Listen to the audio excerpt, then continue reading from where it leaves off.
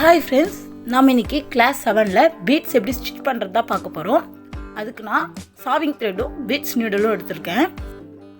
Beat stitch wiring த்ரெட்லேயும் பண்ணுவாங்க, அது நரம்புன்னு சொல்லுவாங்க. நான் எப்போவுமே சாவிங் த்ரெட்டில் தான் பண்ணுவேன். அதே மாதிரி நீடலில் நூல் சுற்றுறதுக்கு பதிலாக இந்த மாதிரி டேப் சுற்றிக்கோங்க. நான் ப்ரீவியஸ் வீடியோவில் போட்டிருக்கேன், வேணும்னா செக் பண்ணிக்கோங்க.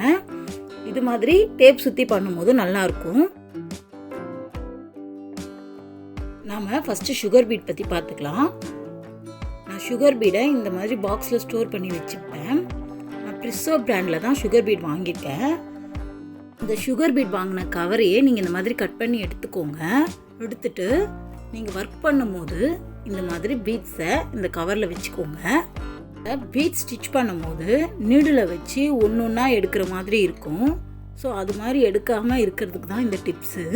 இந்த மாதிரி நீங்கள் வச்சுட்டு நீடில் இந்த மாதிரி பீட்ஸில் விட்டு விட்டு விட்டு எடுத்தீங்கன்னா நீடில் லோட் ஆகிடும். நீங்கள் மறுபடியும் பாருங்கள், இந்த மாதிரி நீடில் பீட்ஸ்குள்ளே இப்படி விட்டு விட்டு பொறுமையாக எடுத்தீங்கன்னா உங்களுக்கு நீடில் ஃபுல்லாகிடும். நம்ம ஒர்க் பண்ணும்போது இந்த மாதிரி கவரை நம்ம ஸ்டாண்ட் மேலே வச்சுட்டு இந்த மாதிரி நீடில் பொறுமையாக விட்டு ஃபில் பண்ணி எடுத்துகிட்டு ஒர்க் பண்ண ஆரம்பிக்கலாம். ஸோ இது உங்களுக்கு ஈஸியாக இருக்கும். இந்த மாதிரி பீட்ஸ் கொட்டி ஒர்க் பண்ணுறதுக்கு பீட்ஸ் லோடிங் பேக்குன்னு ஒன்று இருக்குது. அது பர்ச்சேஸ் பண்ணுறதா இருந்தாலும் பர்ச்சேஸ் பண்ணிக்கோங்க. இந்த மாதிரி ப்ராக்டிஸ் பண்ணும்போது ஈஸியாக இருக்கும். நீங்கள் ட்ரை பண்ணி பாருங்கள். இது யூஸ் பண்ணி முடித்ததும் நம்ம இதை மடித்து நம்ம ஸ்டோர் பண்ணி வச்சுருக்கோம் இல்லையா பீட்ஸு, அதுலேயே வச்சு நீங்கள் மூடிடுங்க. தேவைப்படும் போது எடுத்து யூஸ் பண்ணிக்கோங்க. ஸோ உங்களுக்கு இது கரெக்டாக இருக்கும். சாவிங் த்ரெட்டில் எண்ணில் நாட் போட்டு எடுத்துக்கோங்க. கீழே இருந்து ஒரு செயின் வெளியே எடுத்துட்டு பேக்கில் ஒரு செயின் போட்டுக்கோங்க. பீட்ஸ் லோட் பண்ண நீடில் எடுத்துக்கோங்க. நம்மளோட மோதிர விரல் இருக்கு இல்லையா, மோதிர விரலால் நம்ம பீட்ஸை ஹோல்ட் பண்ணிக்கணும். நம்ம அப்படியே விட்டுறக்கூடாது, விட்டுட்டா எல்லா பீட்ஸும் ஓடிடும். ஸோ நம்ம மோதிர விரலால் நம்ம பீட்ஸை நல்லா டைட்டாக ஹோல்ட் பண்ணிவிட்டு ஒரே ஒரு பீடை மட்டும் சுண்டு விரலால் தள்ளிக்கோங்க. த்ரெட்டில் தள்ளிட்டு கீழே இருக்கிற த்ரெட்டை கொஞ்சம் டைட்டாக பிடிச்சி இழுத்து, ரொம்ப டைட்டாக இழுத்துடக்கூடாது, அறுந்துடும் நூல். ஸோ டைட்டாக கொஞ்சம் இழுத்துட்டு நீங்கள் நீடலை விட்டு செயின் எடுத்தீங்க அப்படின்னா உங்களுக்கு ஸ்டிச் ஆகிடும். அப்படியே கண்டினியூவாக மறுபடியும் பீட்ஸ் அதே மாதிரி விட்டுட்டு நம்ம கீழேருந்து செயின் எடுத்தோன்னா நம்மளுக்கு பீட்ஸ் ஸ்டிச் ஆகிடும். நீங்கள் பண்ண வேண்டியது என்னென்னா, நீங்கள் கேப் விடக்கூடாது, கரெக்டாக 1 by 1 பண்ணணும். நீங்கள் தள்ளி நீடில் குத்தி செயின் எடுத்தீங்கன்னா உங்களுக்கு கண்டிப்பாக கேப் விடும். அதுக்காக தான் கீழே கொஞ்சம் டைட்டாக பிடிக்கணும்னு சொன்னது. சுகர் பீட் பொறுத்த வரைக்கும் நம்ம ஒன்றுன்னு கிடையாது, 2 பீட் கூட ஸ்டிச் பண்ணலாம். பட் நீங்கள் 3, 4லாம் ஸ்டிச் பண்ணிடாதீங்க. ஏன்னா நீங்கள் பண்ணும்போது உங்களுக்கு ஈஸியாக இருக்கிற மாதிரி இருக்கும். பட் நீங்கள் பண்ணதுக்கப்புறம் பார்த்தீங்கன்னா உங்களுக்கு கண்டிப்பாக லூஸ் விழுகும். அதே மாதிரி அந்த டிசைனோட ஷேப்பே மாறுறதுக்கும் வாய்ப்புங்க இருக்குது. அதனால் நீங்கள் 1 இல்லைனா 2 மட்டும் பண்ணுங்கள். அதே மாதிரி நீங்கள் பீட் ஸ்டிச் பண்ணும்போது இந்த மாதிரி பொறுமையாக தான் வரும். நீங்கள் வீடியோஸ்லாம் பார்ப்பீங்க, வேகமாக பண்ணுற மாதிரி இருக்கும். பட் அந்த மாதிரி கிடையாது, இந்த மாதிரி ஸ்லோவாக தான் ஆரி ஒர்க் வரும். இப்போ பாருங்கள் நம்மளோட பீட்ஸ் எவ்வளோ அழகாக நீட்டாக ஸ்டிச் பண்ணியிருக்கோன்னு. நம்ம 1 பீட் 2 பீட் அந்த மாதிரி யூஸ் பண்ணதால தான் நம்மளுக்கு கேப்பும் விழலை, அதே மாதிரி இழுத்தாலும் நம்மளுக்கு கையோடு வரல. இந்த மாதிரி விலகாமல் இருக்கணும்னா நீங்கள் 1 பீட் 2 பீட் யூஸ் பண்ணியே பண்ணுங்கள். இந்த மாதிரி மோதிர விரலால் பீட்ஸை ஹோல்ட் பண்ணிவிட்டு நடு விரலாலையும் கட்டை விரலாலையும் தான் நீடில் பிடிச்சி ரொட்டேட் பண்ணி ஒர்க் பண்ணுறோம். நீங்கள் இந்த மாதிரி ஒர்க் பண்ண தான் உங்களுக்கு கண்டிப்பாக ஸ்பீட் வரும். நான் சாவிங் த்ரெட் ஏன் ப்ரிஃபர் பண்ணுறேன்னா, அயர்ன் பண்ணும்போது ஒயரிங் த்ரெட்டில் பண்ணோன்னா மெல்ட் ஆகிறதுக்கான வாய்ப்பு இருக்குது. ஸோ அதனால தான் சாவிங் த்ரெட் ப்ரிஃபர் பண்ணுறேன்.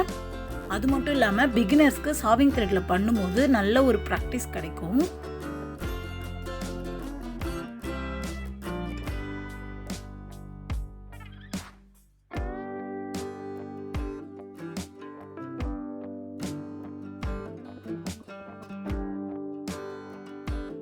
இப்போது எண்ணாட் போட்டு ஃபினிஷ் பண்ணிக்கலாம். நம்ம எப்போவுமே போடுற அதே எண்ணாட் தான் பீட் ஸ்டிச்சுக்கும் போட போகிறோம். இப்போ பார்த்தீங்கன்னா உங்களுக்கே தெரியும், எந்த கேப்பும் கிடையாது. அதே மாதிரி அது விலகவும் விலகாது. நெக்ஸ்ட்டு நம்ம 3mm எப்படி ஸ்டிச் பண்ணுறது பார்க்கலாம். சேம் தான், செயின் வெளியே எடுத்துகிட்டு பேக்கில் ஒரு செயின் எடுத்துக்கோங்க. மோஸ்ட்லி 3mm இந்த மாதிரி த்ரெட்டில் தான் வரும். இதை நம்ம எப்படி லோட் பண்ணுறது பார்க்கலாம். இந்த மாதிரி கையில் ஹோல்ட் பண்ணிக்கோங்க. நீடில் பீட்ஸ்குள்ளே விட்டுருங்க. மேக்ஸிமம் நம்மளுக்கு 6 பீட்ஸ் அந்த மாதிரி தான் வரும். அவ்வளோதான். நம்ம இதை வந்து ஒன்று ஒன்றாவும் லோட் பண்ணிக்கலாம், இல்லை இந்த மாதிரி த்ரெட்டில் விட்டு லோட் பண்ணிக்கலாம். சுகர் பீட் விட 3mm பீட் ஸ்டிச் பண்ணுறது ரொம்ப ஈஸி. இந்த மாதிரி த்ரெட்டை நீடில் பிடிச்சிக்கோங்க. பிடிச்சிட்டு ஒரு பீடாக தான் ஸ்டிச் பண்ணணும். 3mm பொறுத்த வரைக்கும் நீங்கள் 2 பீட்லாம் ஸ்டிச் பண்ணிடாதீங்க. ஏன்னா உங்களுக்கு பர்ஃபெக்டாக வரவே வராது, பார்க்குறதுக்கு நல்லா இல்லாமல் போயிடும். நீங்கள் பண்ணும்போது ஈஸியாக இருக்கிற மாதிரி இருக்கும், அப்புறம் நல்லாவே இருக்காது. அதனால் நீங்கள் ஒன்று ஒன்றாவே ஸ்டிச் பண்ணி பழகுங்க. 3mm பொறுத்த வரைக்கும் நிறைய கேப் விழுறதுக்கான வாய்ப்பு இருக்குது. நீங்கள் அதை மட்டும் நல்லா பார்த்து பண்ணணும். நீங்கள் மெதுவாக ஒரு பீடாக விட்டு நெருக்கமாக நீடில் விட்டு கீழே இருந்து செயின் எடுத்து பண்ணிங்கன்னா தான் உங்களுக்கு கேப் விழாது. கேப் விழாமல் நம்ம பண்ணும்போது தான் அது ஒரு பர்ஃபெக்ட் ஷேப் கிடைக்கும் நம்மளுக்கு. நான் கிளாஸ் 1ல் சொன்ன பேசிக் மெட்டீரியல்ஸ் வச்சு தான் என்னோடய கிளாஸ் கண்டினியூ ஆகிட்டுருக்கு. சொன்ன பேசிக் மெட்டீரியல்ஸ் வச்சே நம்ம யூனிக்கான ஆரி ப்ளவுஸ் பண்ண முடியும் அப்படின்றதுக்காக தான் இந்த கிளாஸ் போயிட்டுருக்கு. நீங்கள் கண்டினியூவாக நம்ம கிளாஸை பார்த்தீங்கன்னா உங்களுக்கு புரியும். இப்போது எண்ணாட் போட்டு நம்ம ஃபினிஷ் பண்ணிக்கலாம். 3mm பீட்ஸும் நம்ம இப்போ ஸ்டிச் பண்ணியாச்சு.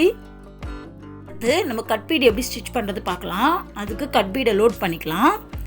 லோடிங்கில் இது ஒரு மெத்தடு. மோஸ்ட்லி நம்மக்கிட்ட கம்மியாக பீட்ஸ் இருக்குது, இல்லை நம்மளுக்கு வந்து பெரிய பீட்ஸ் இருக்குன்னா நம்ம இந்த மாதிரி தான் லோட் பண்ணுவோம். நல்லா பார்த்துக்கோங்க. இந்த மாதிரி ஒரு மூடியில் இல்லை எதுனா ஒரு டப்பாவில் கொட்டிட்டு நீங்கள் இந்த மாதிரி நீடில் வச்சு பொறுமையாக லோட் பண்ணிக்கணும்.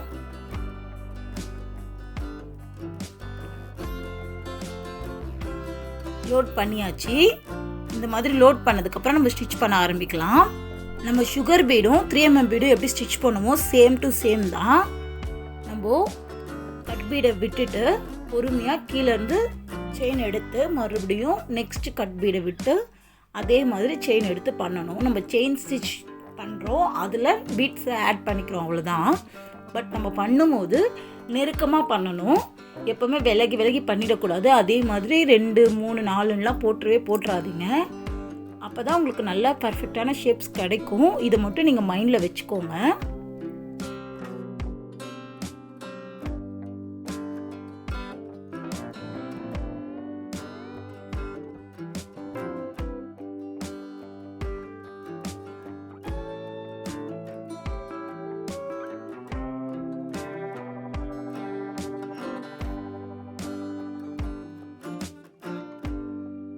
கட் பீட் எப்போவுமே ஒரு ஃபில்லிங்க்கு நல்லா எடுப்பாக இருக்கும். கட் பீட் ஸ்டிச் பண்ணுறதும் ரொம்ப ஈஸியாக தான் இருக்கும். உங்களுக்கு எப்படி 3mm பீட் ஸ்டிச் பண்ணும்போது ஈஸியாக இருந்ததோ அதே மாதிரி தான். பட் நம்ம நெருக்கமாக போடணும், அது மட்டும்தான் நம்ம கவனிக்க வேண்டிய விஷயம். அது நம்ம பண்ண ஈஸியாக வந்துடும்.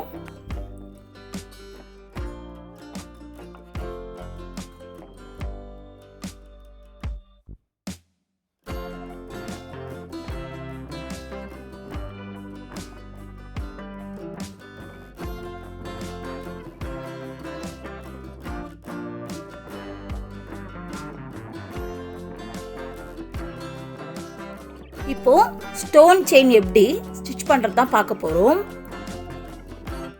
ஃபர்ஸ்ட் க்ளூ அப்ளை பண்ணிக்கலாம். இந்த மாதிரி கொஞ்சமாக அப்ளை பண்ணிக்கோங்க, நிறைய பண்ணிடாதீங்க. செயினை அது மேலே ஒட்டி விட்டுடலாம். இது நான் பிகினர்ஸ்க்கு தான் சொல்கிறேன். செயின் அப்படியே கூட ஸ்டிச் பண்ண முடியும். பட் நான் வந்து இந்த மாதிரி ஸ்டிக் பண்ணிவிட்டு நம்ம ஸ்டிச் பண்ணும்போது நம்மளுக்கு ஈஸியாக இருக்கும், அதனால தான் சொல்கிறேன். ஒரு 5 to 10 minutes அதை அப்படியே விட்டுருங்க, அது ஃபுல்லாக ட்ரை ஆகிட்டோம். இப்போது ஸ்டோன் நல்லா ஃபிக்ஸ் ஆகிடுச்சு. இப்போ நம்ம ஸ்டிச்சஸ் போடலாம். இப்போ நீடியில் கீழே விட்டு செயின் வெளியே எடுத்துப்போம். த்ரெட்டை வெளியே எடுத்ததுக்கு அப்புறம் 2 ஸ்டோனுக்கும் நடுவில் இந்த பக்கம் விட்டு மறுபடியும் செயினை வெளியே எடுப்போம்.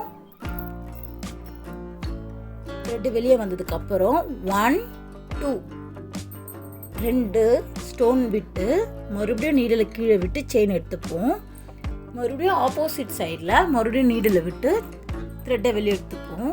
மறுபடியும் 1 2 2 ஸ்டோன் விட்டுட்டு மறுபடியும் நீடில் குத்தி த்ரெட்டை வெளியே எடுத்துட்டு மறுபடியும் இந்த சைடு வந்து நீடில் குத்தி த்ரெட்டை வெளியே எடுத்துப்போம்.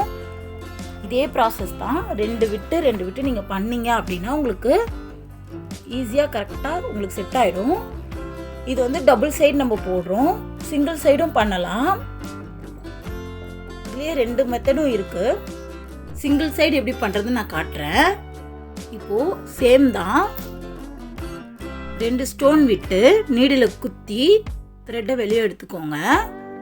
மறுபடியும் ஆப்போசிட்டில் அதே மாதிரி 2 ஸ்டோனுக்கு நடுவில் நீடில் குத்தி த்ரெட்டை வெளியே எடுத்துட்டு அந்த சைட் ஸ்ட்ரெயிட்டாக போகாமல் இந்த பக்கம் ரிட்டர்ன் வந்துடுங்க. வந்துட்டு 2 ஸ்டோன் தள்ளி மறுபடியும் குத்தி த்ரெட்டை வெளியே எடுத்துக்கோங்க. ஸோ இது மாதிரி பண்ணும்போது நம்மளுக்கு ஒரே சைடே ஸ்டிச்சஸ் வந்துடும். ஸ்டோன் செயினை ஒட்டிட்டு இந்த மாதிரி பண்ணுறதால நம்மளுக்கு அந்த செயின் விலகாது. உங்களுக்கு பிடிச்சிருந்ததுன்னா லைக் பண்ணுங்கள், ஆரி கற்றுக்கிறவங்க ஃப்ரெண்ட்ஸ்க்கு ஷேர் பண்ணுங்கள். ஏதாச்சும் டவுட் இருந்ததுன்னா நம்மளுக்கு கமெண்ட் பண்ணுங்கள்.